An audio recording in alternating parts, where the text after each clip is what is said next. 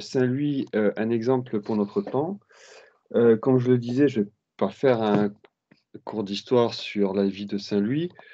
L'idée, c'est de prendre quelques éléments de sa vie et de voir en quoi il est toujours d'actualité aujourd'hui et qu'est-ce qui nous apprend de notre royauté, de ce qu'est la France et de ce qu'est une politique véritablement et intégralement chrétienne. Alors moi, je trouve que j'étais toute la journée en croisade, et donc c'est bien pour être dans le thème de Saint-Louis. Alors quand je dis en croisade, c'est la croisade eucharistique des enfants. C'était plutôt des enfants, oui, qui étaient en croisade, qui se sont enrôlés dans la milice en tant que pages ou croisés. Donc c'était un mouvement, hein, qui a été fondé par Benoît XV d'abord, au début donc du XXe siècle, pendant la Première Guerre mondiale, pour faire prier les enfants et les encourager à donc vivre plus chrétiennement, en groupe, enfin en groupe, c'est-à-dire que pour s'encourager les uns les autres. Et, et donc, voilà. Donc c'est un mouvement, un beau mouvement qui a bien prospéré tout au XXe siècle, qui continue encore aujourd'hui. Et ce qui est intéressant, enfin c'était juste une anecdote, hein, mais ce qui est intéressant, c'est que donc ce thème de la croisade est absolument central pour la vie et le siècle de Saint-Louis, à tel point que ça résonne jusqu'à aujourd'hui.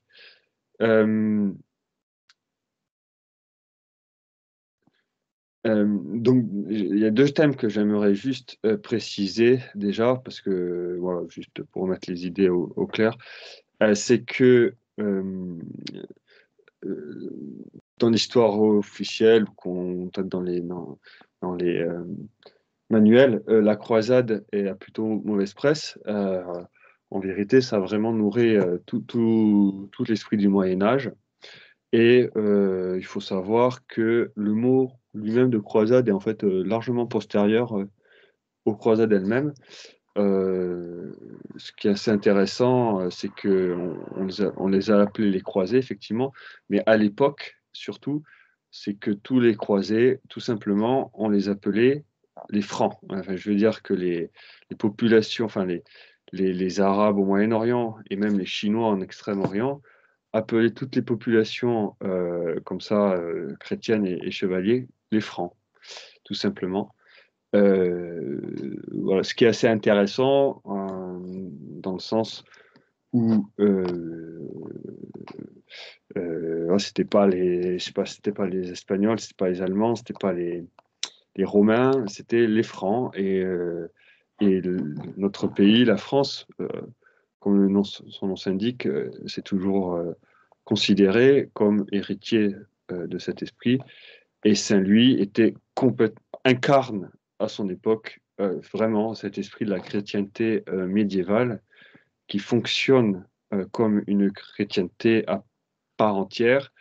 Et qu'est-ce que c'est que la chrétienté, si on voulait le définir facilement, enfin, en quelques mots, c'est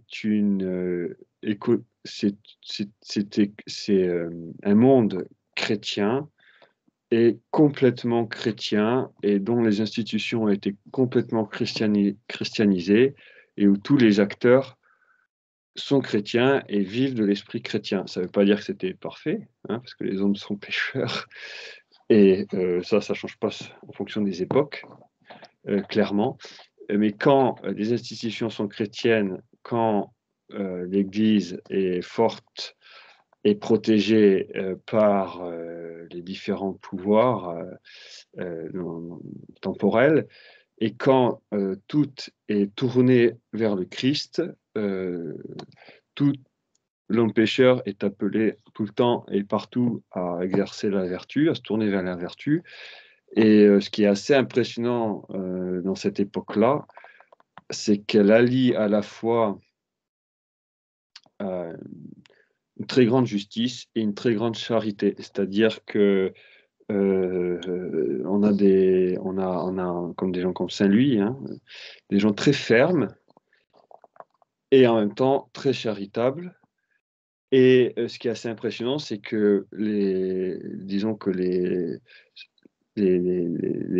méchants, parce qu'il y a forcément des méchants partout, les méchants qui sont chrétiens n'arrivent, enfin, dans un certain sens, n'arrivent pas à devenir complètement méchants. C'est-à-dire que c'est tellement ancré le christianisme que même quand ils dépassent les bornes, ils peuvent pas, comment dire, devenir fous. Enfin, pas fous, mais ils peuvent pas aller au bout de leur passion mauvaise. Et, ça prend en général, dans la chrétienté, ça se règle, parfois virilement, mais sans finir dans les choses qu'on voit dans les pays païens, disons, de massacres, d'extermination, de réduction d'esclavage massive, ou enfin, ou juste de familles qui s'entretuent, etc. Comme on voyait par exemple chez les Mérovingiens, hein, qui s'entretuent entre eux, comme ça se passe dans la plupart des dynasties ici ou là dans le monde, etc. Alors, pour illustrer, je vais prendre plusieurs points, et je vais commencer par la fin, si on peut dire, en citant quelques passages du testament de Saint Louis, qu'il a écrit pour ses enfants et dont, enfin, on ne sait pas vraiment s'il a communiqué de vive voix sur son lit de mort près de Tunis, mais voilà, la tradition veut que ça a été comme ça communiqué. Donc, je vais commencer par ça, juste pour mettre un peu dans l'esprit, enfin dans l'atmosphère, et puis après je vais faire en faisant quelques commentaires, et puis après je vais évoquer quelques points de cette époque. Alors je lis. Donc il s'adresse effectivement à son dauphin, hein, Philippe, donc qui quittait avec lui à la croisade à Tunis, parce que c'était une histoire de famille, hein, et puis donc il avait plusieurs de ses fils avec lui, lui-même son épouse. Il y a même certains de ses enfants qui sont nés en Terre Sainte, c'est pour dire. Euh, donc voilà ce qu'il dit. Donc c'est une sorte de traité politique, de testament politique qu'il donne à son fils. Beau-fils, la première chose que je t'enseigne et commande à garder est que de tout ton cœur tu aimes Dieu, car sans cela nul homme ne peut être sauvé. Et garde bien de faire choses qui lui déplaisent, car tu devrais plutôt désirer les souffrir, toutes à manière de tourment que de pécher mortellement. Si Dieu t'envoie adversité, reçois-la bénignement, c'est-à-dire sans te faire plus de soucis que ça, et rends-lui en grâce, et pense que tu l'as bien mérité, et que le tout tournera à ton profit. S'il te donne prospérité, remercie-l'en très humblement, et garde-toi de devenir pire par orgueil ou autrement, car on ne doit pas guerroyer Dieu de ses dons. C'est-à-dire qu'il ne faut pas profiter des dons que le Seigneur nous donne pour se les approprier, devenir orgueilleux et faire la guerre à Dieu avec les propres dons qu'il nous a donnés, hein, c'est ça que ça veut dire. Je fais juste un petit commentaire sur ce premier paragraphe, donc c'est Dieu en premier évidemment, et ça montre vraiment une très grande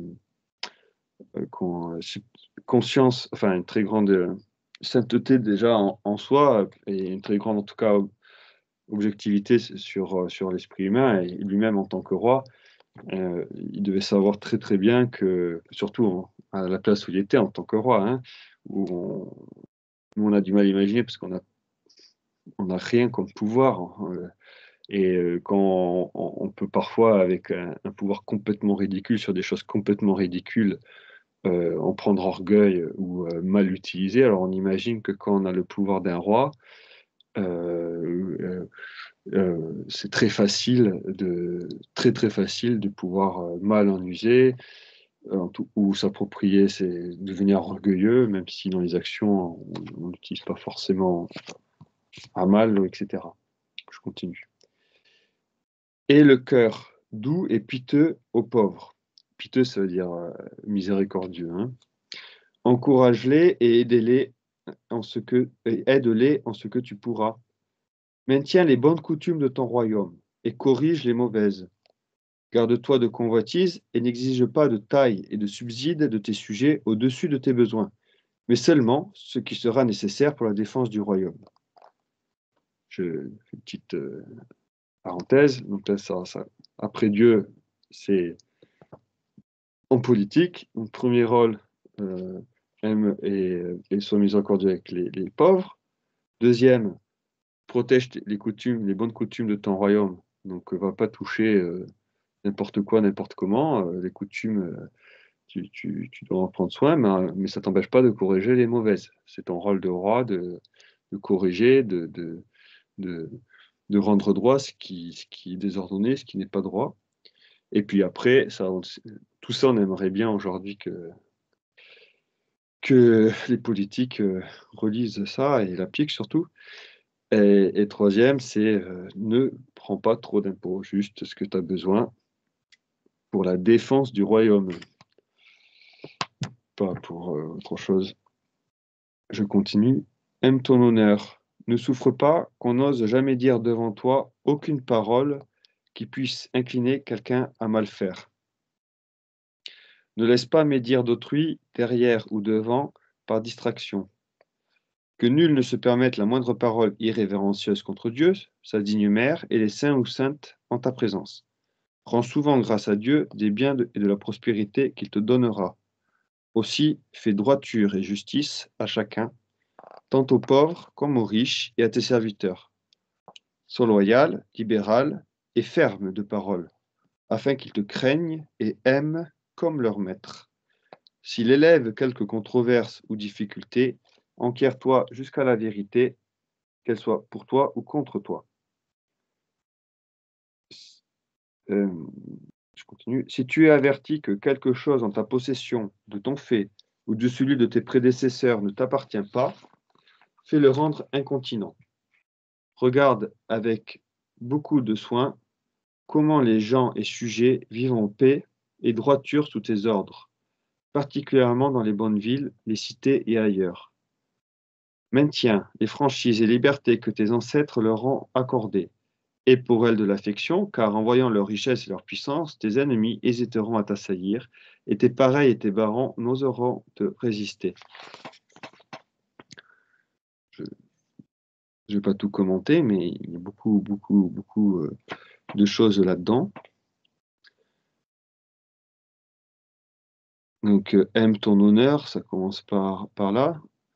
Et là, on comprend indirectement que l'honneur à cette époque, ça n'a absolument rien à voir avec les honneurs, d'une part. Donc, c'est pas la gloire terrestre. Et que c'est pas quelque chose de nominal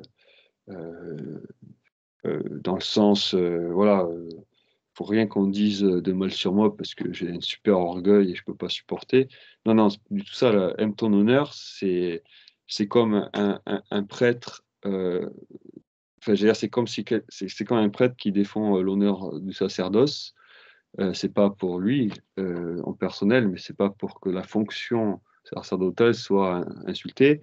Et ben là, c'est un peu la même chose, c'est-à-dire euh, que cet honneur reflète une fonction, donc une mission, et en même temps doit euh, refléter une réalité de l'action. Hein. Et donc, ce que doit être la chose, c'est le travail d'une vie de génération en génération, doit faire avec les actions qui appliquent cette fonction. Et dans ce cas-là, il n'est plus, voilà, c'est juste une question de justice de, de défendre cet honneur. Ensuite, c'est plein de conseils de politique qui peuvent sembler assez, en même temps, comment dire, assez banal, mais très important et pas si évident à mettre en pratique. Hein, donc, c'est d'autoriser personne à dire du mal, à mettre de la division, euh, à être blasphématoire, à dire des choses mauvaises sur la religion, à remercier, ne pas oublier de remercier Dieu de tout de tous les biens qu'on a. Ça, c'est quelque chose qu'on oublie souvent quand il y a des choses bien qui nous arrivent. On a tendance à vite oublier Dieu. À être juste en toutes choses et avec tant les pauvres, les riches, euh, et de respecter ce que l'on dit, c'est-à-dire sois loyal, libéral et ferme de parole, afin qu'ils te craignent et aiment comme leur maître. C'est-à-dire qu'il faut être franc, dire ce qu'on a, faire ce qu'on dit, être généreux, donc pas hésiter à donner, c'est le rôle d'un chef de donner, de se servir, en même temps ferme de parole, c'est-à-dire c'est pas le bisounours et vous faites ce que vous voulez. Quand on abuse, je punis, et ça fait un bon maître, quoi. Un bon maître qui est sévère et qui est pas sévère pour faire mal, mais qui est sévère pour le bien de ceux qui lui sont confiés. Donc des parents peuvent être sévères envers des enfants, quand le maître peut être sévère envers ses élèves, etc. Ou entre versets domestiques. Et ce qui est assez incroyable, c'est aussi la partie suivante, c'est-à-dire que dès qu'il y a, c'est ce qu'ils disent là ici, quelques controverses ou difficultés, donc une sorte quand il y a un problème de justice, quand il y a quelqu'un qui vient se plaindre, il faut d'abord s'enquérir de la vérité, sans parti, donc qu'elle soit pour toi ou contre toi. Et s'il y a un doute, il vaut mieux rendre, enfin, ou donner les biens en doute plutôt que de les garder pour éteindre toute possibilité d'avoir été injuste. Voilà. Et puis de respecter tout ce que les ancêtres ont donné comme privilège aux bonnes villes, aux cités, ailleurs, etc. C'est ce qu'ils disent ici, les libertés au pluriel. Voilà. Je continue un petit peu. Porte honneur à ton père et à ta mère, et garde-toi de les courroucer par ton manque d'obéissance à leurs bons commandements. Garde-toi de faire la guerre à des chrétiens, sans une nécessité absolue, et s'il y a quelque moyen de l'éviter. Donc la guerre, c'est entre chrétiens en particulier, à éviter absolument, sauf si c'est absolument nécessaire. Et là, on a la guerre juste, hein, je veux dire, en arrière-plan. La guerre n'est que le dernier moyen euh, euh, pour établir un point de justice particulier quand aucun autre moyen n'a été possible. Si tu es forcé de te mettre en campagne, n'inquiète point les gens d'église et ceux qui ne t'auront pas offensé. S'il s'élève quelque débat entre tes sujets, apaise-le le plus tôt que tu pourras. Prends garde souvent à tes baillis, prévôts et autres officiers. Enquiers-toi de leur gouvernement, afin que s'il y a quelque chose à y reprendre, tu le fasses sans retard. Mets tes soins à ce qu'il ne règne dans ton royaume ni blasphème, ni hérésie, ni péché scandaleux. Prends garde souvent à tes baillis, prévôts et autres officiers. Ça veut dire, ce sont tous les gens de justice qui représentent le roi partout dans le royaume, et donc en gros, ceux qui te représentent ne fassent pas des choses mauvaises, puisque c'est toi qui les fais indirectement. Donc, si tu t'autorises que ceux qui te représentent fassent des choses mal, c'est quand même ta responsabilité. Et te supplie, mon enfant, que, en ma faim, tu aies de moi souvenance de ma pauvre âme, et me secours par messe, oraison, aumône, prière et bienfait pour tout ton royaume, et que tu me donnes une part de toutes les bonnes œuvres que tu feras. Donc, priez pour lui. Et je te donne toute bénédiction que jamais Père put donner à son enfant, priant la Trinité du paradis, le Père, le Fils et le Saint-Esprit, qu'il te garde et défende de tout mot, afin que nous puissions après cette mortelle vie, être devant Dieu ensemble, à lui rendre grâce et louange sans fin dans le royaume du paradis, ainsi soit-il. Donc, dans ces bénédictions. Donc, j'arrête là. Il y a plusieurs versions hein, de ce testament. Celui-ci, là, je l'ai sorti d'un livre écrit par Armand de Solignac. Je pense que l'original est un peu plus long, il a été coupé là, mais il y a l'essentiel quand même. Ce qui est intéressant, c'est que on remarque qu'il y a aussi la charité bien ordonnée, c'est-à-dire ça commence et ça finit par un conseil personnel de sois toi bon chrétien pour être, parce que ça et aime Dieu parce que c'est important pour ton salut, et à la fin, ne m'oublie pas, fais des messes, etc. pour moi, etc. Donc, c'est sûr que c'est voilà, je pense que son testament dit déjà beaucoup de choses. Donc revenons un peu au sujet sur quelques points. Qu'est-ce qu'il nous apprend Saint-Louis aujourd'hui? Première chose que j'aimerais, enfin un point important, je pense qu'il ne faut pas oublier, c'est que ce n'est pas une figure de vitrail. Je veux dire que on a tendance à l'idéaliser parce que c'est un grand saint, c'est clair, et qu'il a eu un destin exceptionnel, c'est clair aussi. Une fin exceptionnelle, c'est clair aussi. C'est lui qui a été un sommet de la chrétienté à l'époque, c'est clair. C'est lui qui a fondé, développé et refondé dans un certain sens de nombreuses institutions euh, qui ont duré très longtemps en France et dont on peut dire que même certaines continuent aujourd'hui. Hein. C'est lui qui va commencer les parlements, hein, qui sont cet organe de conseil, d'une cour de justice pour juger à sa place et qui plus tard va avoir le rôle de contrôler les décisions du roi pour être sûr que ce sont des bonnes décisions. Et c'est sur la volonté du roi, hein, parce que le roi il avait tellement peur de prendre de mauvaises décisions pas prudentes qu'il a créé des institutions qui dépendent de lui, de conseil pour vérifier ces actes.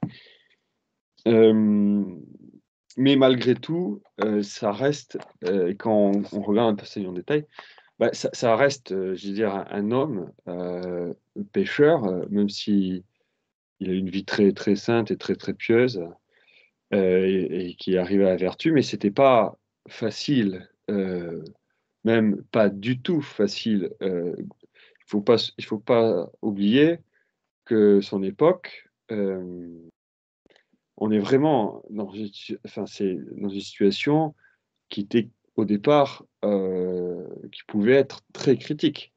On a l'hérésie cathare dans le sud de la France qui avait pris une ampleur pas possible, et quand il arrive au pouvoir, c'est pas tout à fait réglé. Militairement, le comte de Toulouse et puis un certain nombre de seigneurs qui sont les hérétiques ont été défaits, mais l'hérésie elle-même n'est pas encore résolue. À l'extérieur, on a les pressions en Terre Sainte sur la Terre Sainte par les Mahométans, par l'islam. On a les problèmes avec l'Angleterre, et puis surtout, on a un roi qui, par rapport à ce que nous, on peut imaginer aujourd'hui, a très peu de pouvoir, comparé évidemment à un Louis XV, je veux dire, comparé évidemment à un président de la République aujourd'hui, mais même à un Louis XIV, par exemple. On est dans une époque féodale où, euh, disons qu'ils n'avaient pas de problème par rapport à l'obéissance. Hein. Et je pense que les gens du Moyen-Âge se riraient bien devant notre époque aujourd'hui où euh, euh, enfin, enfin, de nous prendre pour des pusillanimes pas possible, de se poser 50 000 questions à chaque fois qu'on prend une décision. À l'époque, il y avait la révolution était hors du champ de pensée. Donc le pape, c'est le pape, le roi, c'est le roi. On est vassaux, on est catholique, on respecte le pape, on prie pour lui, on respecte le roi, on prie pour le roi. Mais si le roi dit quelque chose qui ne va pas, on lui fait savoir. Et parfois, on va faire des petites disputes, enfin, quitte à prendre les armes, mais ça reste quand même le roi. Donc c'est sûr que pour nous, c'est un peu déstabilisant on a l'impression que c'est contradictoire, mais à l'époque, ça ne l'était pas forcément. Donc il y avait, disons qu'on savait crever l'abcès rapidement et avec un peu de virilité. Mais ce qui est impressionnant et assez beau, c'est qu'avec l'Église derrière et puis la charité chrétienne, il y avait peu de dégâts en chrétienté. Et le règne de Saint-Louis, sous cet aspect-là, a été une période dans le royaume de France de paix, avec des guerres dans le royaume de France qui faisaient pratiquement plus de morts à ces époques-là. Par exemple, je vous donnerai juste un exemple, mais c'est quand même très drôle. Juste un peu, donc le grand-père de Saint-Louis, Philippe Auguste, comme vous savez, il a repoussé, enfin, avec la bataille de Bouvines, la fameuse bataille de Bouvines, il a repoussé cet empire germanique, enfin l'empereur, et le roi anglais, qui était déjà dans les mauvais coups à partir de ces époques-là, de façon définitive, et ça a marqué un pas en avant du royaume de France à cette époque-là, puisque le Philippe Auguste a vaincu une armée qui était beaucoup plus puissante que lui, a priori, et grâce à la collaboration spontanée de toutes les communes et bonnes villes du royaume, qui préféraient le roi de France à quelqu'un d'autre. Et cette bataille, qui est si décisive et qui est restée si importante dans nos mémoires, a été, du côté français, excessivement peu meurtrière. Il y a eu, selon Patrick Denouilly, donc un professeur d'histoire médiévale, parmi les chevaliers, 7 morts. 7 morts, hein, dont un qui est tombé de cheval, quoi. Après, dans les piétons, il y a eu un peu plus de décès, hein, donc c'était quand même une grosse bataille. Je pense qu'il y a eu, je pense dans les piétons français, il y en a eu en tout 1 millier, quoi. Mais enfin, c'est quand même, ils s'entretuaient pas à cette époque-là tant que ça, quoi. Rien à voir avec après les guerres, enfin les batailles beaucoup plus tardives de la guerre de 100 ans et après, où là, il y a des hécatombes pas possibles. Mais enfin, pas possible. Comparé aux époques contemporaines, c'est ridiculement en bas, mais comparé à la norme au Moyen-Âge, on passe de quelques personnes à quelques milliers, donc c'est clair que c'était beaucoup. Euh, mais voilà pour ça. Donc, ce que je voulais dire, c'est que ce qui est impressionnant dans Saint-Louis, ce qui est vrai aussi pour d'autres saints, c'est que c'était pas facile et que justement, c'est ça qui fait que ça devient des saints, c'est que malgré leur déficience humaine comme tout le monde, malgré les difficultés du temps, donc ça veut dire que la politique, j'allais dire, dans la chrétienté à l'époque, était bien plus complexe que la politique ou la géopolitique internationale aujourd'hui, sur la planète entière, je veux dire. Chaque seigneurie, chaque principauté était comme en pratique un petit pays qui avait sa propre diplomatie, sa propre armée, ses propres finances, même s'ils étaient vassaux du roi de France, euh, qu'ils soient vassaux en tant que suzerains ou pour certains grands ducs ou comtes, ils le reconnaissaient comme roi de France. Ils lui disaient oui, je vous respecte, je viens pour vous voir au sacre, mais bon, après, je fais ce que je veux, quoi. Donc, il faut se remettre un peu dans le contexte, où il y a les intérêts sont tous, vraiment enchevêtrés et où chaque chrétienté oblige, chaque niveau, il y a une subsidiarité pas possible.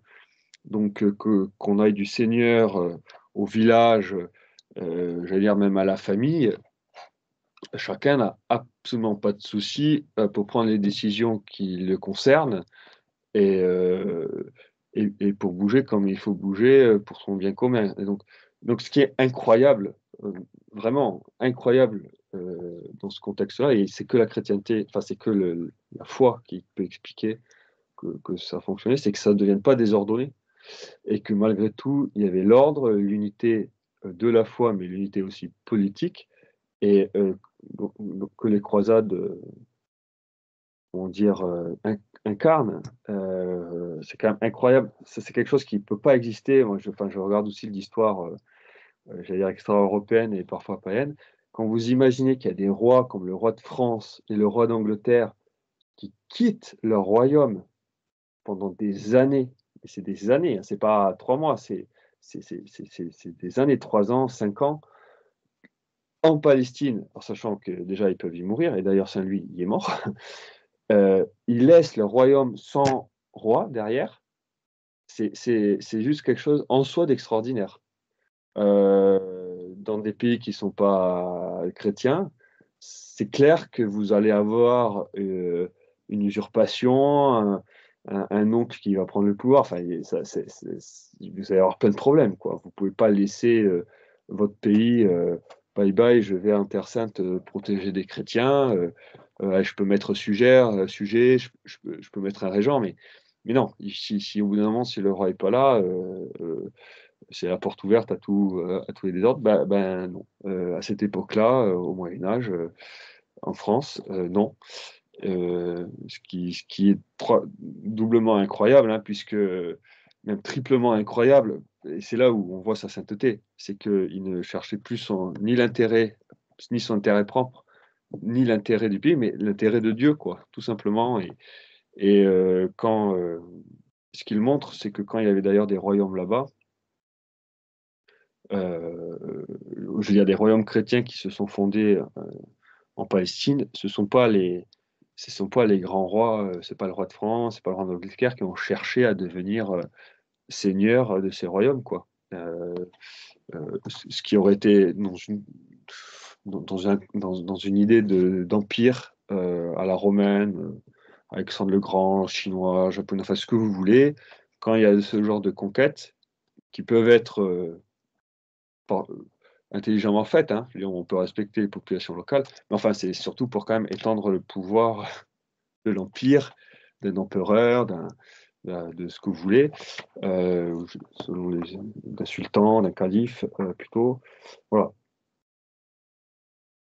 Donc, dans ce sens-là, on arrive en Saint-Louis dans la réalisation complète de ce que dit Jésus dans l'Évangile, du chef qui devient le serviteur, de ses sujets et qui est incarné, ou matérialisé par, le fameux lavement des pieds qui était le travail de l'esclave, enfin le rôle de l'esclave, au à l'époque de Jésus et donc Jésus, fait le boulot de l'esclave et ça choque tellement que saint Pierre, dit: «Non, non, c'est pas possible» et puis Jésus lui dit: «Beh, si tu fais pas ça, tu auras pas part à mon royaume». Bon et puis saint Pierre dit: «Bon, OK». Mais en même temps, il dit bien par ailleurs à un autre endroit, «C'est moi le maître». C'est pas parce qu'il fait le travail de l'esclave qu'il n'est plus le maître. Bah, c'est ce que la chrétienté, malgré les imperfections humaines et tout ça, heu, va permettre de réaliser en partie et ce que saint Louis a vraiment, comment dire, accompli, à un niveau important. Et pour montrer, hem, ouais, il y a plein d'histoires avec saint Louis, mais, hem, par exemple, il y a une histoire où, quand justement il allait en croisade, donc il embarque sur des bateaux, etc. Bon, évidemment. Il s'arrête à Chypre, et puis ils repartent, et puis là, je ne sais plus ce qui se passe. Voilà, c'est ça.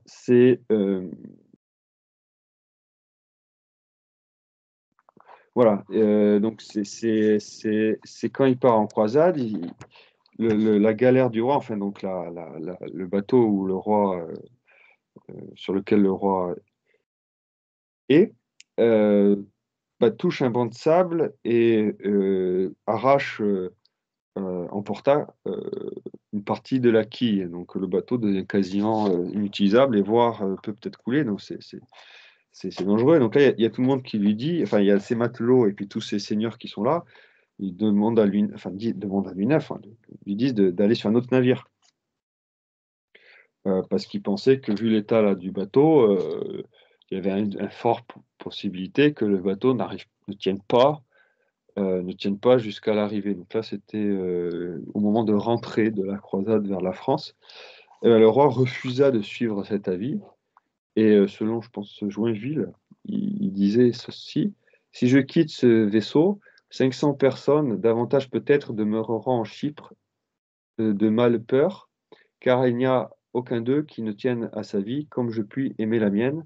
Alors, soyez-en certains, faute d'argent ou d'occasion, jamais ne reviennent-ils leur pays. Plutôt que de porter préjudice à tant de monde, je préfère nous mettre, mes enfants, la reine et moi, entre les mains de Dieu. Donc, il n'était pas tout seul, hein. Il était avec la reine et ses enfants. Donc, il dit je reste, mais je reste aussi avec toute ma famille. C'est, euh, enfin, c'est pas rien, hein. Et ma place est celle du danger.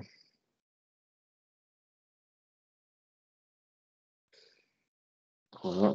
Donc, c'est un peu pour montrer que cette image d'Épinal, mais qui n'en est pas une, du roi, du prince chrétien au Moyen Âge, qui est à la fois serviteur, à la fois à la tête de ses hommes sur le champ de bataille, mais pas que, et qui se mouille, enfin qui prend vraiment des risques, même quand il n'y a pas besoin de prendre de risques, hein, parce qu'on pourrait imaginer, et ça arrive souvent ailleurs dans l'histoire, que quand c'est pour prendre le pouvoir, on prend des risques, parce qu'on n'a rien à perdre. Donc on peut être un peu téméraire et parfois ça marche. Et il y a beaucoup d'ailleurs d'empires qui se fondent sur un peu ces conquêtes très fulgurantes de personnes qui ont un certain génie et qui n'ont pas froid aux yeux, mais c'est clairement pour leur intérêt. Mais après, en général, une fois qu'ils sont au sommet du pouvoir, bon, soit ils n'arrivent plus à s'arrêter, genre à Napoléon, à Alexandre le Grand, ou je ne sais quoi, et puis ils vont à la perte de tout le monde. Soit ils se carapatent dans leur palais, ils n'en sortent plus, et puis ils règlent plus rien, et puis surtout ils vont pas commencer à prendre des risques pour protéger des gens, tant que ça va pas contre leur intérêt ou que ça risque pas de mettre en jeu leur trône, quoi. Bah, à cette époque-là, pas du tout, alors qu'on est dans une époque où Saint-Louis est vraiment très très bien installé sur le trône, donc c'était beaucoup plus simple de rester à Paris ou ailleurs et de pas aller prendre des risques comme ça. Ça, c'est un enseignement. Donc, ce que met Tolkien, hein, dans ses romans et tout ça, c'est juste une normalité enfin, une normalité au Moyen Âge, et c'est beaucoup mieux au Moyen Âge, hein, le roi en première ligne, le roi qui sert, le roi qui est modeste, mais qui va pas non plus faire mépriser sa dignité. Donc, on sait faire la distinction entre la vie euh, personnelle du roi qui peut être très simple, mais ça n'empêche pas que quand il faut être roi en majesté, on fait ce qu'il faut, quoi. C'est comme pour Dieu, hein, les prêtres, ils sont, ou les clercs vivent une vie pauvre, pauvreté évangélique, tout ça, mais quand on fait la messe, quand c'est pour Dieu, on fabrique enfin, on construit les plus belles églises, les plus belles cathédrales, avec les plus beaux ornements, etc. Mais c'est pas pour les gens, c'est pour rendre honneur à Dieu. Donc, le roi qui est le lieutenant de Dieu sur terre. Quand c'est le roi le lieutenant de Dieu sur terre, il faut que l'honneur soit assuré, parce que c'est normal. Voilà. Le temps passe. Euh,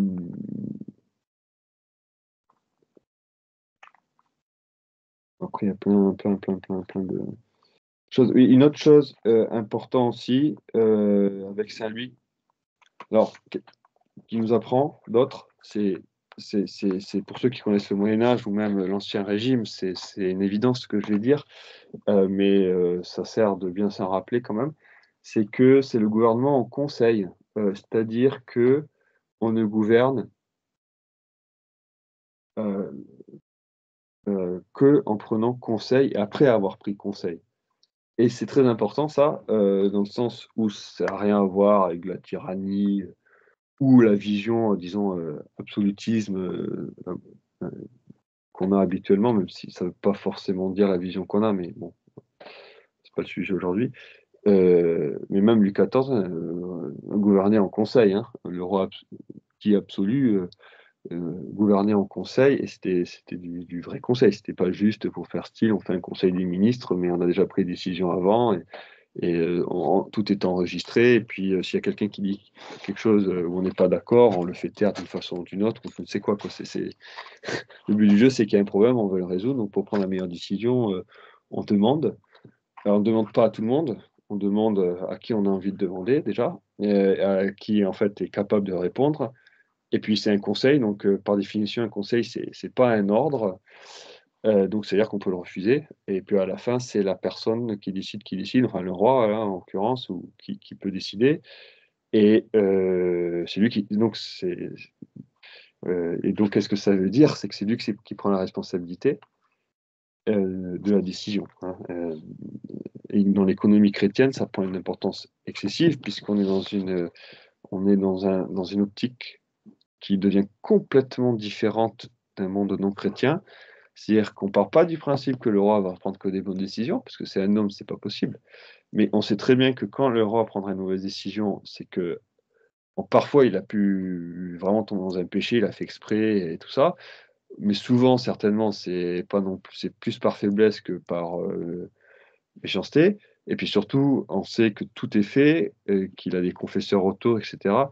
Enfin, qu'il est chrétien et qu'il va vouloir, qu'il va aller se confesser, qu'il va le regretter, qu'il va faire tout possible pour réparer, ce que dit le Saint dans son testament, hein, d'ailleurs, hein, d'un point de vue de la justice, et que donc on va prier pour lui. Dans un contexte non chrétien, j'allais dire moderne, voire païen, il y a deux sortes d'excès, je dirais. Soit on tombe dans une tyrannie où on ne supporte plus un avis différent et que ça devient plus du tout peu importe la justice, peu importe la vérité. Ce qui est la justice, ce qui est la vérité, c'est ce que dit le prince. Point. C'est comme Pharaon au moment de Moïse, tout ça, et je crois qu'il disait les choses. Pharaon Pharaon a parlé, que cela soit, quoi. Enfin, c'était un peu la formule coutumière pour exprimer le fait pour exprimer les édits. Et les édits, c'était quoi? C'est ce que Pharaon a dit, que cela soit, quoi. Donc, si Pharaon dit, je sais pas moi, qu'il doit faire jour la nuit, on est mal barré, mais enfin, et ça, c'est pas du tout exceptionnel, hein. Je veux dire, en Chine ou au Japon, les édits, c'est ce que dit le prince, point. Et ce qu'il dit, ça peut être. Alors, il y a une certaine sagesse qui fait que, quand même, on se rend compte au bout d'un moment que si on ordonne des choses qui sont complètement contre nature ou contre la réalité, en général, ça pose des gros problèmes et ça peut avoir des révolutions et ça, c'est un peu dangereux pour garder le pouvoir. Et donc ça, c'était une sagesse que certaines grandes civilisations avaient quand même su un peu exploiter, donc de ne pas aller trop loin. Mais peut-être que la caractéristique de la modernité, c'est que ça, on n'a plus rien à faire de ce stade-là, et que c'est la loi du prince enfin, c'est la volonté du prince qui fait la loi. Le prince, en l'occurrence, c'est la volonté générale, qui évidemment n'existe pas, donc c'est une minorité qui manipule derrière, qui fait des lois positives, et la loi positive, ça devient un absolu, la vérité, et si elle est en décalage avec la vraie réalité et la nature, bah, tant pis, il y a des problèmes qui arrivent. Mais l'autre excès, c'est que par peur, quelque part, ou pour conserver son pouvoir, le prince va abdiquer, dans un certain sens, son pouvoir, et sous couvert de conseil qui devient excessif, ne prendra plus de décision qui va contre la doxa. C'est la politique du pas de vague. C'est drôle parce que c'est aussi ce qu'on trouve, je trouve, qui devient de plus en plus saillant, dans la politique contemporaine, j'imagine partout, mais en France en particulier, pas de vague. Ce qui compte, c'est d'avoir une sorte de consensus toujours général ou une impression de consensus. Il faut surtout que personne dise quelque chose de différent, d'une part. Et puis d'autre part, peu importe si ça règle le problème ou pas, mais si tout le monde pense que c'est ça qu'il faut faire, ou tout le monde pense, enfin, que l'opinion pense, ou que ceux qui sont puissants dans ceux qui font le gouvernement pensent, on va faire ça. Et parce que comme ça, on sait que en fait, ça permet d'éluer la responsabilité. Le gros problème de ça, c'est que ça ne règle pas les problèmes, ou si c'est la règle, c'est un peu par hasard. Et l'autre problème, c'est que voilà, c'est ça, quand il y a besoin pour les choses habituelles, peut-être que ça passe, mais dès qu'il y a besoin de prendre un acte important qui ne fait pas plaisir, en général, en particulier, et où il va falloir être ferme, et forcément, il y a plein de gens qui n'ont pas envie de. Ouais, j'allais dire, c'est comme si vous allez à des gens qui sont à moitié, enfin, j'exagère un peu, mais alcooliques ou drogués, et puis vous leur demandez leur avis, au bout d'un moment, euh, avoir un consensus enfin, je veux dire, pas les petits alcooliques, ceux qui sont en train de mourir carrément, enfin, ça tellement je sais pas, ils boivent ou ils se droguent. Vous allez leur demander conseil, leur demander leur avis, est-ce qu'on vous laisse mourir, je sais pas quoi, enfin, bon, c'est pas, euh, c'est pas forcément évident. Bon, c'était peut-être pas forcément le meilleur exemple, là, mais enfin voilà, je veux dire, c'est parfois il y a certaines décisions qu'on a besoin que c'est quelqu'un d'extérieur qui la prenne. Enfin, je veux dire, si en famille on demandait systématiquement l'avis des enfants pour certaines choses, il y a certaines choses où le consensus irait toujours. Donc quoi. Bref, mais ça c'est. Et ben, le Moyen Âge français, et Saint-Louis en particulier, savait garder le bon équilibre entre un roi qui a vraiment l'autorité et le pouvoir pour faire justice, et qui prend conseil, mais sans que le conseil devienne euh, euh, un ordre, devienne absolu, et dilue la responsabilité du roi. Puis je vais bientôt finir, mais sur cet aspect, je prendrai un contre-exemple, ou plutôt oui, un exemple qui illustre cet abus-là du conseil. C'est exactement ce qui se passe de façon récurrente dans l'histoire du Japon. Il y a certains pays où je pense que, je sais pas, plutôt au calife ou pharaons, tout ça, où ça a tendance plutôt à aller vers la tyrannie. Mais il y a d'autres endroits, et au Japon, ça se passe comme ça, où ça a tendance à être des tyrannies déguisées. C'est-à-dire que c'est pas le roi nominal ou l'empereur qui va devenir le tyran, mais en gros, il se met en place un système où l'empereur a nominalement encore l'autorité, donc on ne l'a pas viré, mais perd tous les pouvoirs, mais de façon quasiment volontaire à un moment donné, et il nomme une autre personne, ou voire parfois il y a plusieurs strates, mais c'est quelqu'un d'autre complètement qui a vraiment tous les pouvoirs, mais ce pouvoir n'a pas la responsabilité. Donc, c'est par exemple les shoguns dans l'histoire du Japon en particulier, mais ça peut être parfois d'autres personnes aussi. Donc, on a une sorte de système qui fait que l'empereur reste empereur et il fait ce qu'il veut dans son palais. Il vit tranquille, il s'occupe pas du tout des affaires et on n'a rien à faire, mais il garde sa place. Euh, et de l'autre côté, le shogun qui peut faire son tyran, qui fait ce qu'il veut et tout ça, mais qui prend pas la responsabilité puisqu'il est nommé par l'empereur quelque part. Donc on peut toujours dire que c'est pas sa faute ultime. L'empereur, c'est pareil, mais c'est pas moi qui prends les décisions. Il y a une sorte de comme ça d'arrangement qui peut se faire. Et pour éviter que ça explose, ça, dans l'histoire, surtout pas en Palais d'eau, c'est encore plus, ça prend encore plus d'expansion. Ça veut dire que le shogun refait la même chose à des niveaux au-dessous, et puis ça devient vraiment un pas de vague complet. Vraiment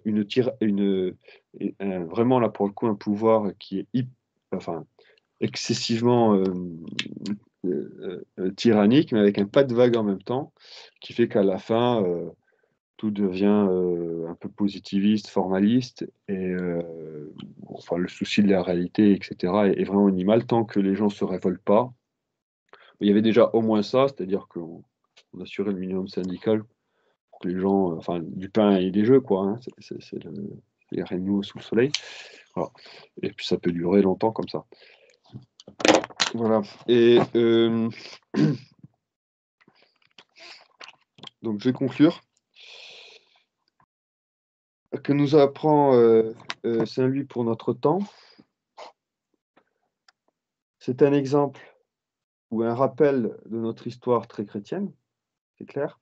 C'est un exemple de la pratique de la politique complètement christianisée et qui commence par le travail sur soi. Donc Saint-Louis, avant d'être un grand roi, était d'abord un grand chrétien et donc personnellement quelqu'un de très pieux et qui brûlait de l'amour de Dieu, vraiment, brûlé de l'amour de Dieu. Hein. On raconte chaque fois qu'il y avait une cloche qui indiquait qu'il y avait le Saint-Sacrement, il descendait de cheval, il se mettait à genoux, quel que soit l'endroit. Lui-même se dépouillait de tous ses habits quand il allait communier et allait à genoux en se flagellant pour aller communier. Enfin, c'est bon, aujourd'hui, nous, ça nous semble inimaginable, mais c'est vraiment. Il brûlait de croisade et c'est pas pour rien qu'il est mort à Tunis. Et malgré le fait que ça soit juste un homme aussi, hein, donc il n'était pas plus parfait qu'un autre homme euh, a priori, hein, et il a fait des erreurs. Euh, je pense en particulier, ben, justement, à la fin de sa vie où il est mort, s'il est mort là, c'est parce que militairement, il a fait des grosses erreurs. Certainement une question d'âge aussi, où on est. Oui. Enfin, en gros, il a retardé, au lieu d'attaquer, au lieu de prendre l'initiative, il a attendu et l'attente a fait que ça a été une catastrophe totale parce que la moitié de son armée est tombée malade. Ça a redonné courage aux ennemis. Bon, le fait même d'aller à Tunis était très discutable d'un point de vue stratégique, mais en plus sur place, voilà, ça a tardé. Bon, euh, c'était pas une campagne réussie, quoi. Ouais, il en est mort, hein, de maladie. Mais bon, mais malgré tout ça, voilà, surmonté. Donc un très grand chrétien qui, parce qu'il est très grand chrétien, dans la place où il va vraiment faire une politique royale très chrétien et qui se fonde complètement sur les évangiles, sur une justice ferme, nourrie par la charité. Ça veut dire de savoir que c'est pas pour son ego pour tenir son trône. En fait, 50 fois dans sa vie, il a sacrifié son trône, quoi. Quand il part en croisade, euh, il avait, il n'avait pas peur de perdre son trône. Enfin, il calculait pas sa politique pour, pour garder son trône. Il calculait sa politique pour l'amour de Dieu, un, pour l'honneur de ses ancêtres et de la fonction royale, deux, et point. Et donc, si l'honneur de Dieu faisait qu'il fallait aller tout abandonner là et puis aller en Terre Sainte, on y allait. Sans pour autant négliger ses devoirs, j'allais dire de père de famille dans le royaume, donc de mettre en place tout ce qu'il faut pour que ça soit bien gouverné quand il n'est pas là, pour que la justice soit rendue, donc nommer de bons officiers et que ça tourne, etc. Hein, non. Il rendait, et donc il faisait les choses, ce qu'il fallait qu'il fasse comme roi lui-même, il le faisait, hein, donc il rendait la justice. Il y a les officiers qui rendaient la justice en son nom aussi, mais le, la justice rendue sous le chêne n'est pas une image d'Épinal, hein, ça a réellement existé en fait. Hein. Enfin, c'est lui qui rendait justice, quoi, ça c'est clair. Euh, Ensuite, donc, il nous apprend donc, voilà, toutes les vertus chrétiennes et toute la vertu d'un bon politique chrétien, donc qui sert ses sujets et qui ne se sert pas lui-même, et qui sert ses sujets pour servir Dieu. C'est-à-dire, c'est en politique peut-être la loi de l'évangile, aimer Dieu par-dessus tout, et puis aimer son prochain comme soi-même. En politique, c'est servir Dieu avant tout et servir son prochain, enfin ses sujets comme soi-même. Euh,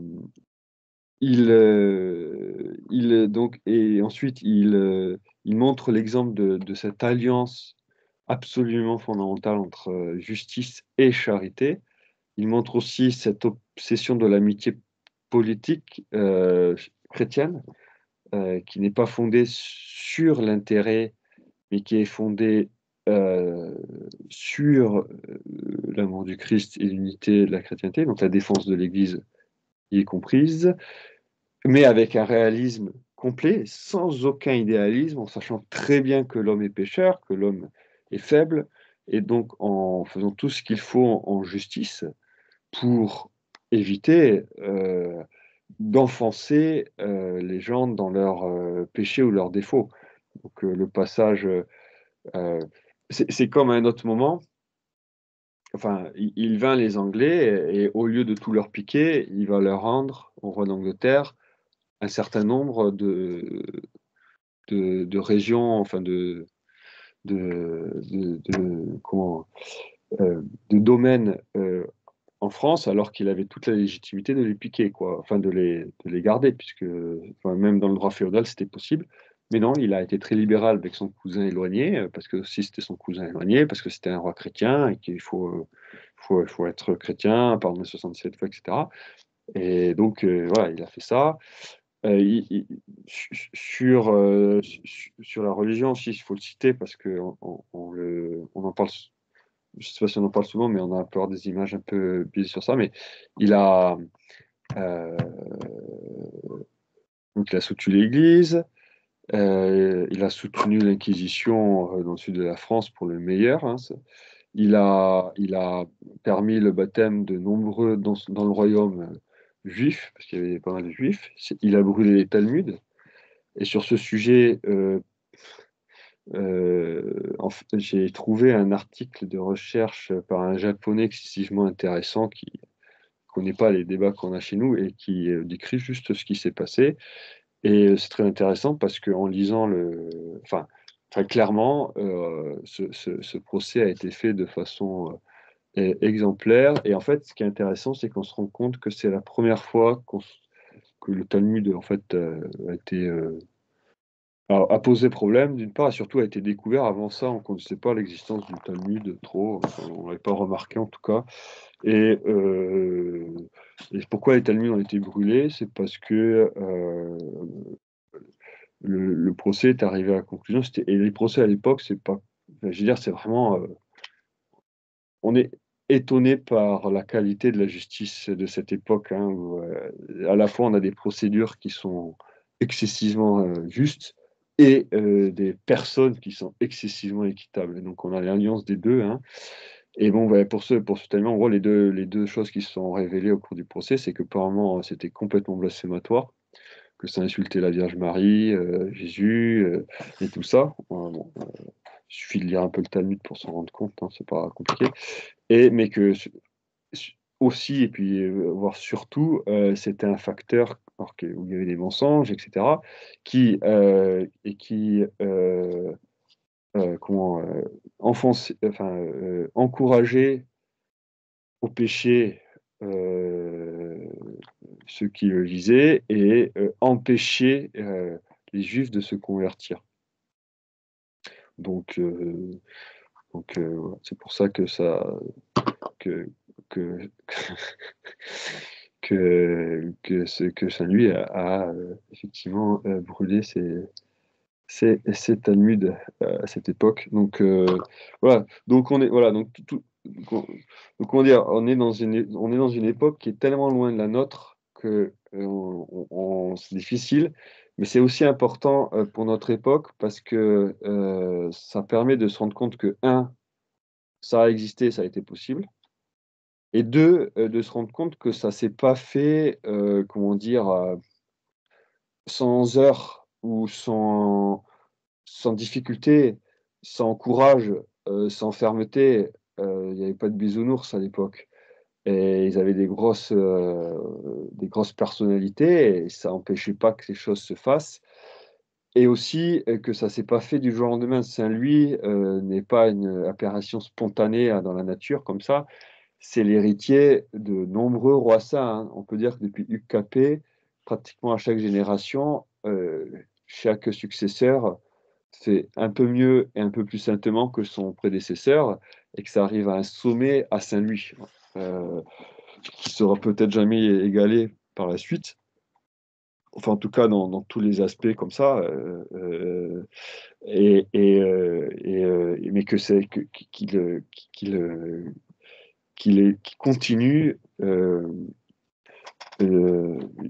c'est ça, un apprentissage de la vertu de la sainteté qui s'est fait sur des générations quelque part et qu'il a profité du meilleur, d'institutions complètement chrétiennes, tant, ecclésiales que, politiques, que familiales et donc je vais terminer avec ça, c'est que peut-être le plus grand enseignement de saint Louis, c'est l'importance absolument capitale, pour le bien commun et pour le bien des âmes, pour le salut des âmes, d'avoir des institutions chrétiennes, donc c'est-à-dire un Christ, le Christ roi de la société est reconnu comme tel, avec, la religion catholique comme forcément religion d'État, protégeant l'Église et que, quand, ceci est en place, ça a clairement des effets immenses sur, la vertu générale, sur le salut des âmes générales et sur,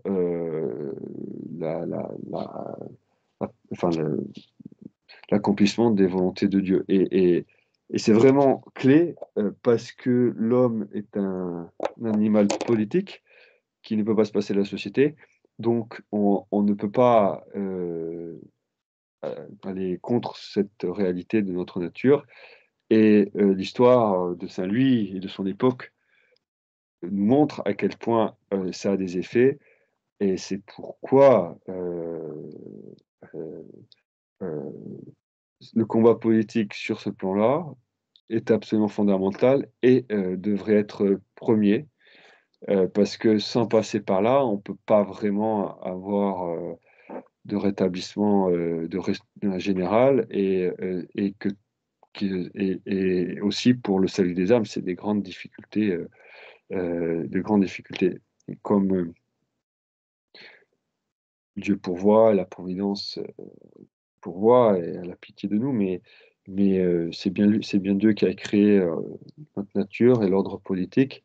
Donc c'est pour qu'on l'utilise, heu, à bon escient, enfin, pour qu'on l'utilise comme il veut qu'on l'utilise et cette époque-là est un exemple, qu'on ne peut pas replaquer à 100 aujourd'hui, hein, c'est pas la question, mais qui montre que ça a été possible, qui montre comment ça se passe et comment voilà, ça se faisait et donc qui reste complètement d'actualité et d'autant plus d'actualité son époque aussi, mais le point sur les sujets que notre époque à nous ne veut absolument pas voir. Donc, c'est-à-dire la sainteté personnelle, la fermeté, l'honneur, la justice dans la charité, le courage et le combat, la famille, l'amitié politique, etc., le sacrifice, tout simplement. Voilà. Je vous remercie pour votre attention. Désolé, j'étais peut-être un peu long. Et si vous avez des questions, des commentaires, des choses à partager, n'hésitez pas.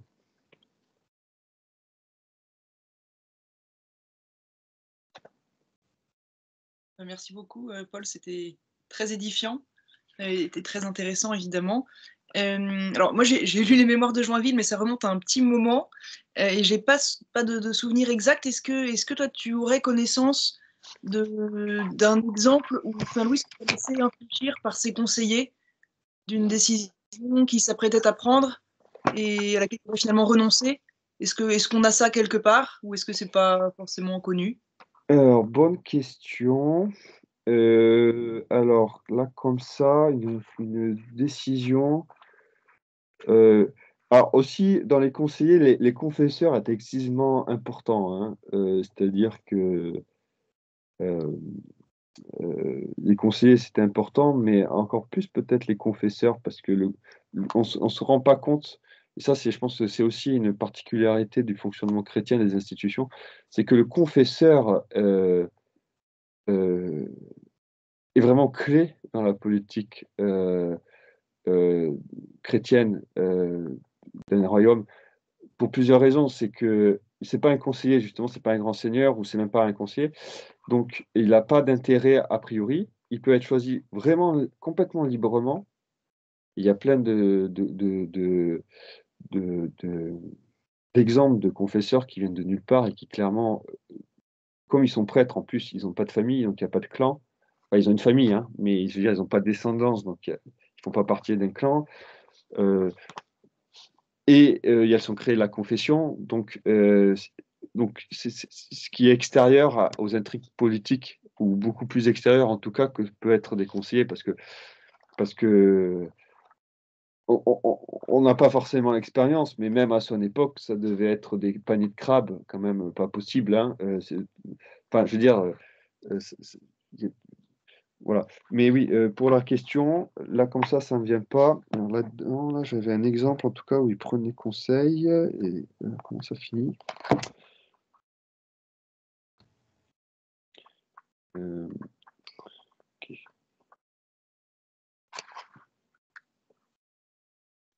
Hum, hum, hum. Si je trouve, je sais pas si c'est trouvé, hein.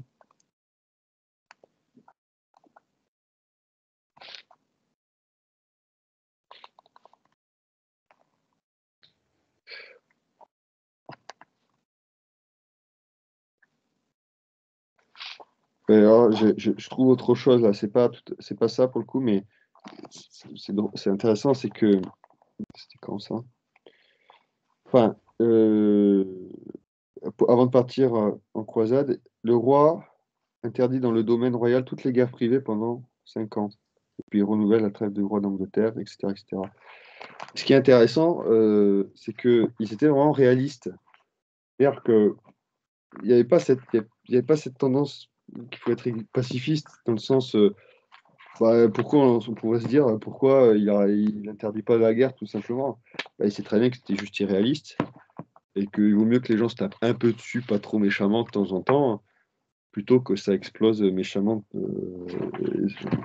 Et, euh, enfin, j'allais dire, c'est un peu comme l'histoire du jeûne au niveau personnel.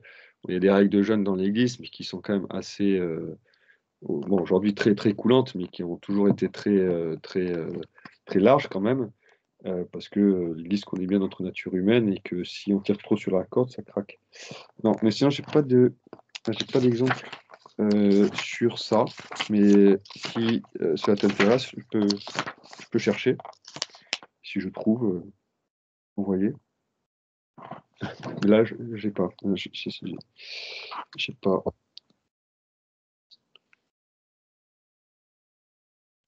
Oui. Et ses confesseurs, on sait dire qui c'était de toute sa vie? Oh oui, alors moi je les connais pas, je suis pas assez connaisseur, mais oui, oui, je pense qu'on en connaît un certain nombre.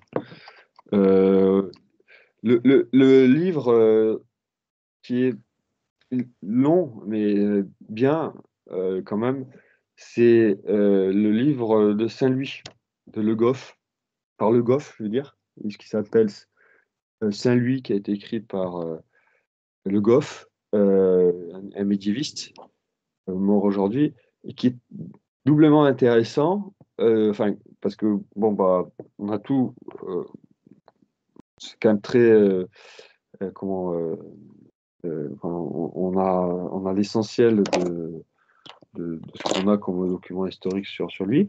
Et mais ce qui est très intéressant, c'est que au départ, Jacques Le Goff est marxiste, très sceptique. Et d'ailleurs, on le sent un peu, en particulier au début du livre, où il va pas mal, broder sur, comment dire? Sur la représentation royale, comme si, le roi essayait de se créer une représentation, tout ça. Et puis, à force d'étudier son sujet, il ne peut enfin, alors qu'il est au départ hostile, il en vient à aimer son sujet, quoi. Et c'est d'autant donc d'un point de vue, j'allais dire apologétique, c'est d'autant plus intéressant parce qu'on est avec quelqu'un qui est hostile au départ et puis qui en fait, est très, très, très impressionné par son enfin, qui en vient à aimer son sujet et qui quand même avoue: «Ah ouais, quand même, c'était quand même incroyable». Et donc là-dedans, je suis assez persuadé qu'il y a, le nom de ses confesseurs, ou en tout cas d'un certain nombre. En tout cas, ce qui est sûr, c'est qu'il avait autour de lui plein, plein, plein, plein de, clercs et de grands clercs. J'en prendrai que quelques-uns. Il y avait beaucoup de franciscains, dominicains, on est dans les époques de saint Thomas d'Aquin, tout ça, mais juste pour prendre quelques noms, là, en plus, il y a eu les fêtes, Saint-Pierre Nolasque, par exemple, donc dans la fête, là, c'est lundi, je crois. Saint Raymond de Péninsfort, là, qui était, il y a 2 3 jours. Qui d'autre qui est connu, ouais, un peu moins connu, mais bon, Guillaume de Chartres, hem, saint Thomas d'Aquin, évidemment. Hem, et puis, aussi, bah, oui, voilà, c'est ça. Alors ce que c'était ces confesseurs ou pas, je sais pas, mais il y a eu quand même, 3, papes qui, avant d'être papes, étaient, étaient des prélats, qui étaient familiers avec lui. Donc c'est Jacques Pontaléon, qui est devenu le pape Urbain IV, Simon Brion, qui est devenu le pape Martin IV, et puis Guy Fuscodi, et qui devient le pape Clément IV, qui tous étaient dans son euh, autour de lui. Thomas d'Aquin, évidemment, il parlait beaucoup. Enfin, quand c'est pas pour rien qu'il y a autant de saints qui sont sortis à cette époque aussi. Enfin, c'est la sainteté, pas la sainteté. En général, les saints sont pas isolés tout seuls, en fait, hein. Quand on commence à regarder, on se rend compte qu'il y a tout un florilège de saints autour d'eux, et c'est toujours très touchant, et aussi de voir cette amitié entre les saints, et ça montre que c'est possible, hein, que la grâce de Dieu travaille. Voilà. Mais ça aussi, je peux prendre comme second devoir, donc des confesseurs.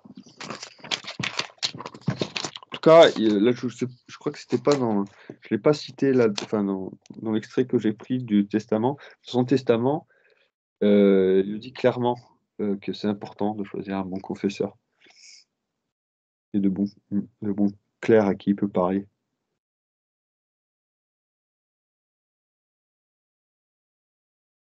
Ça y est.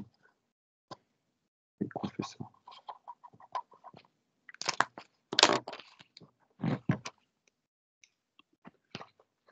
Désolé, c'était pas vraiment une réponse. Je suis pas un spécialiste de Louis IX, hein, mais j'ai beaucoup étudié, disons, l'Inquisition à son époque, pour d'autres raisons. Donc j'aime beaucoup son époque. Je dois avouer que j'aime beaucoup Saint-Dominique et beaucoup Saint-François d'Assise.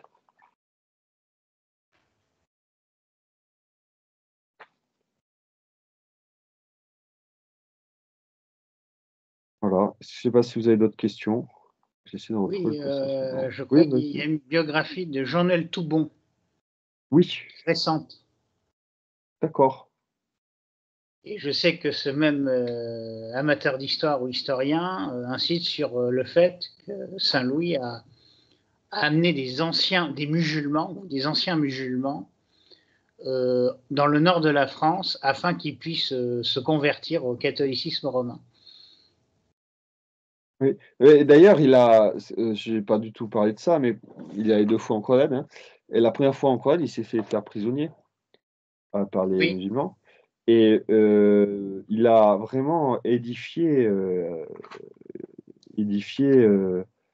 ceux qui l'ont fait prisonnier, et il s'est tellement fait respecter que, disons qu'il a été d'une part libéré, ce qui, je pense, n'était pas du tout évident, et disons qu'il ne s'est pas fait trop arnaquer sur la rançon. Hein, parce que bon, l'idée en général dans ce genre de cas, c'est que on se faisait quand même bien arnaquer sur la rançon. Et j'allais dire que et puis bon, on connaît comment ils sont durs en affaires parfois aujourd'hui. Bah là non, là il s'était tellement fait respecter qu'ils ne se sont pas trop fait arnaquer sur la rançon. Ce en qui plus. peut être très, je ne sais plus le montant exact, tout ça, mais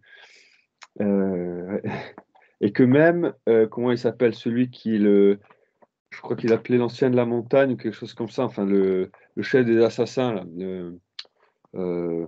enfin de la secte des assassins là, les assassins, tout ça, qui était quoi, qui se considérait comme vraiment pas le dernier prince de la planète, enfin qui méprisait tout le monde, et puis en fait tout le monde avait super peur de lui. Pourquoi? Ben, il a envoyé une ambassade à Saint-Louis quand il était en Terre Sainte pour lui donner ses respects, ses honneurs, parce qu'il apparemment était euh, sans précédent, alors même qu'il n'était même pas musulman, plus, et qu'il venait leur faire la guerre, quoi. Mais comme quoi, on pouvait se faire la guerre et se respecter, c'était pas non plus un problème. Non, c'est pas un problème. Aujourd'hui, c'est un problème, mais à l'époque, on savait respecter son ennemi, même s'il était d'ailleurs infidèle, tout ce que vous voulez, quoi. Tout à fait. C'est sûr qu'en dans ce sens-là, la guerre à l'heure actuelle, c'est plus compliqué, puisque j'ai l'impression qu'on ne sait plus faire la guerre à part totale. Donc, Mais c'est la guerre n'importe comment, c'est plus un œil pour œil, dent pour dent, c'est un œil les deux yeux, une dent toute la bouche, quoi. oui, c'est vrai. C'est un peu ça, quoi. Alors, j'ai...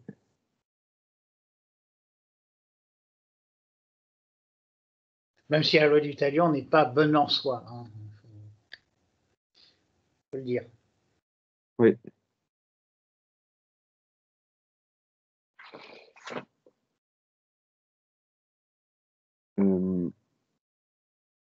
J'aurais éventuellement une question qui est oui. Paul, qui va forcément Oui, directement. Enfin, pardon, je ne sais pas si je t'avais terminé sur la précédente. oui, vas-y, c'est Si on bon. avait aussi des exemples, alors c'est pas forcément pour répondre directement parce que c'est peut-être un peu précis comme ma précédente question, mais si on avait des exemples également de situations où Saint-Louis et Magritte n'auraient pas été d'accord entre eux. Oui, alors là, il faudrait chercher un exemple précis. Mais il y en a eu. Oui, oui, c'était pas des... Enfin, déjà, sa mère, Blanche de Castille, elle n'avait pas un petit caractère.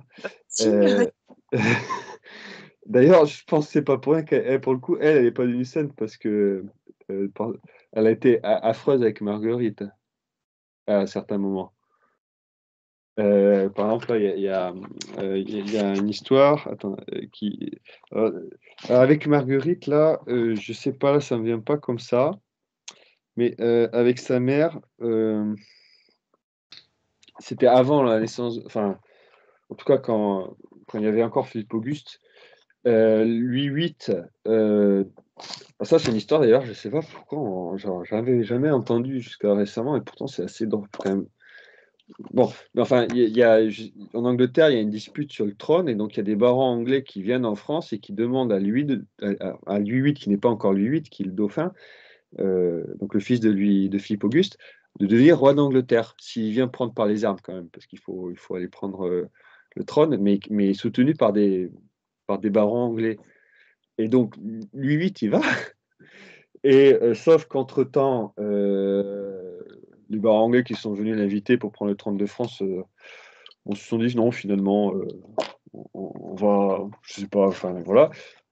Le pape, il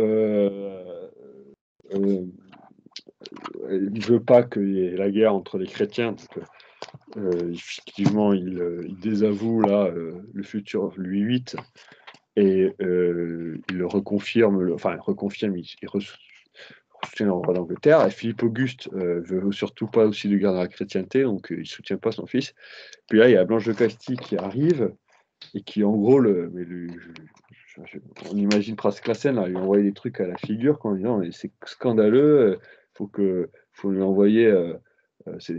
En gros, c'est votre fils, c'est mon mari, il peut se faire excommunier ce que vous voulez, vous n'avez pas le droit de ne pas l'aider. Je vendrai mes enfants en esclavage pour arriver à avoir de l'argent pour lui envoyer si vous n'envoyez pas. Enfin, un truc comme ça. Ouais, c'était des sacrés. En tout cas, Marguerite, ils sont allés ensemble. Enfin, il a amené toute sa famille en croisade, quoi.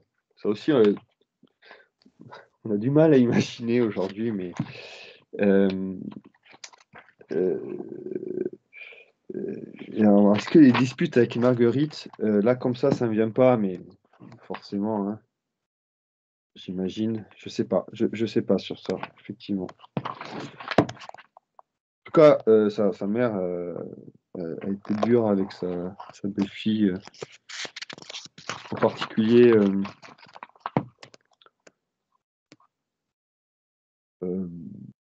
dans la Régence quand il n'était pas là. Enfin, quand. Pas brillant, d'ailleurs. Pardon? Ce qui n'est pas brillant. Oui, mais bon, ça c'est. Disons que c'est. Comment dire? Hein, je ne sais pas si je peux me permettre de dire cette blague. C'est la blague.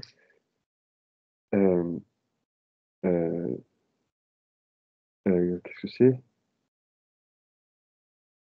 Qu'est-ce qui fait encore plus. Quand vous marchez avec votre belle-mère sur une plage, qu'est-ce qui fait peur? Qu'est-ce qui vous fait peur? C'est qu'une vague l'emporte. Et qu'est-ce qui vous fait encore plus peur? Elle nous emporte toutes les deux. Non, qu'une autre vague la ramène. Je rigole. Je veux dire que les belles-mères ou les mères régentes, et d'ailleurs on le voit hein, avec Clotilde aussi, elle qui est devenue sainte, mais qui n'a pas été tendre hein, non plus. Hein. Elle a quand même fait faire assassiner ses propres petits-enfants. Bon, après, elle s'en est quand même repentie et elle a passé toute la fin de sa vie dans un monastère pour s'en repentir. Donc voilà, mais disons qu'une reine qui a un fils, enfin plutôt une mère qui a un fils d'un niveau de roi peut être bien plus féroce que son fils lui-même pour maintenir ses droits, quoi. Ça arrive, et ça arrive même en chrétien. Enfin, disons que quand c'est pas en chrétienté, ça peut devenir des sortes de matriarcat qui peut être excessivement violent hein, et rien comparé à, je dirais, même Clotilde qui fait assassiner ses petits-enfants, c'est pas grand-chose, quoi. Mais Donc, Blanche de Castille, dans cet aspect-là, c'est très calme, hein, mais c'est sûr que c'est peut-être pas pour rien qu'elle n'a pas été. Enfin, oui, qu'elle n'a pas été canonisée. Ouais. Ouais, mais c'est une histoire enfin, il y a plein d'histoires extraordinaires, mais vraiment avec Saint-Louis, c'est vrai que c'est comme pour Sainte-Jeanne d'Arc, quoi. C'est de l'histoire.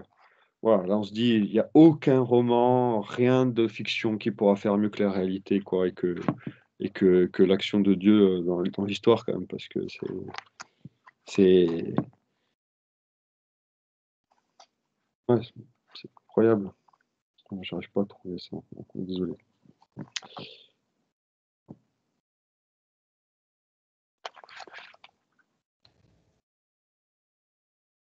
Voilà. Voici. Est-ce que vous avez d'autres remarques ou questions? Je suis désolé, je n'ai pas trop pu répondre finalement. Question précise. Je vais chercher un peu.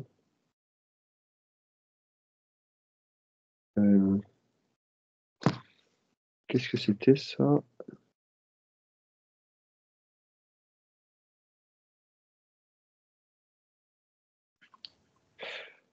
C'était quand même super intéressant, Paul, et ça donne pas mal d'idées. Tu pourras inviter Monsieur Macron pour la prochaine conférence? Oui, je peux faire ça. Je veux bien l'inviter. Je suis pas sûr qu'il accepte.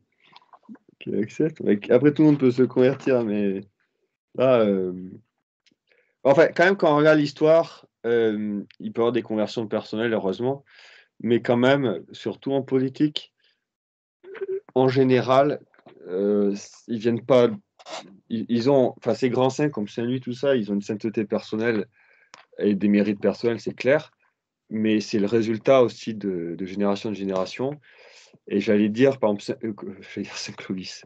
Non, enfin, il y a certaines traditions à certains endroits qui, et pas dans l'Église universelle comme ça, en tout cas, c'est sûr. Mais Clovis aussi, il sort pas de nulle part, hein.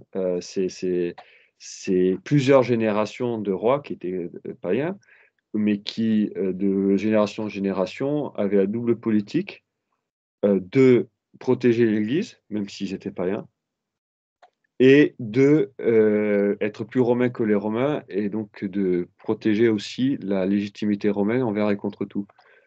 C'est ce que fait Mérové, ce que fait son père, et ce qu'il fait lui, et finalement il se convertit.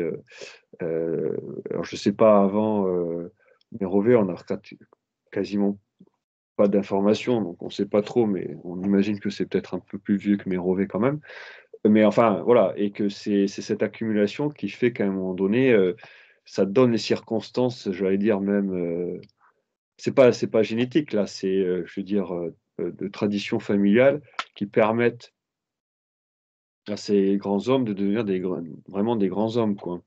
Et même s'ils ont leur mérite personnel, ça les enlève pas, mais disons que le poids du passé pèse et comme dit l'Évangile, l'arbre tombe du côté où il penche, quoi. Et ça peut aussi exister un peu d'ailleurs d'un point de vue familial, quoi. Et ce qui est assez impressionnant, c'est où j'avais vu ça, c'est que en étudiant, enfin là c'était plus sur les histoires un peu que j'avais étudiées sur peut-être l'Inquisition ou des choses un peu plus sur la campagne. Enfin, ce qui est drôle, c'est que il existe des endroits où il y a un peu des bonnes familles et des mauvaises familles, quoi. C'est une sorte de coutumes qui se mettent en place et qui deviennent soit dans le bon sens, soit dans le mauvais sens, mais d'où il devient difficile de s'en extirper, quoi, même si évidemment, il faut toujours avoir des conversions. Donc, voilà. Et il faut inviter effectivement M. Macron, qui sait. Après, parfois, ouais, je pense qu'il faut avoir au moins quelqu'un comme Sainte Thérèse, là, quand même, pour être prêt à faire des gros sacrifices pour obtenir la conversion, mais c'est toi jamais. Enfin, qui sait. De toute façon, que ce soit lui ou plus tard, mais ça passera par la conversion de ce genre de personnes, quoi. Je pense que ça commencera par la conversion d'abord des prélats dans l'Église. Je pense que ça commence d'ailleurs, hein, j'espère. Migano. Oui, effectivement, enfin de personnes qui se convertissent, quoi, ouais, qui... Ancien Vigano. Il y en a plein, en fait, maintenant. Enfin,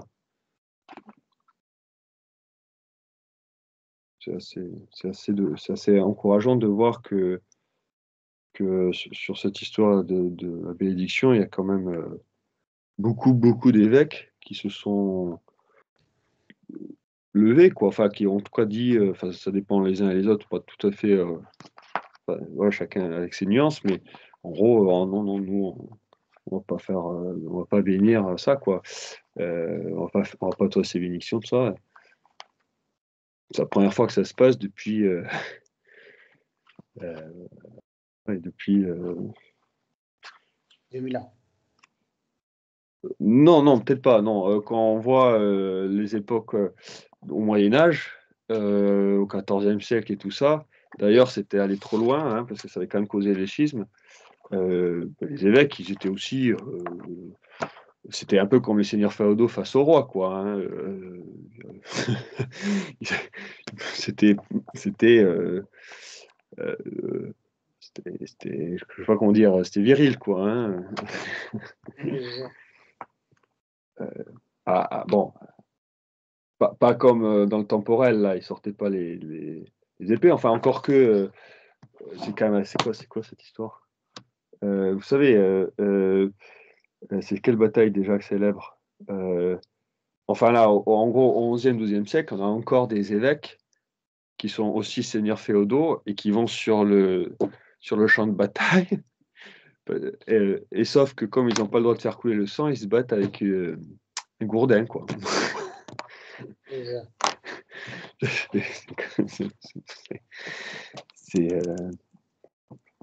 Oui, on a du mal à concevoir aujourd'hui un évêque avec un gourdin, ça c'est certain. Je dis pas que c'est bien, hein. Non. Comme quoi chaque époque a ses problèmes. Tout à fait.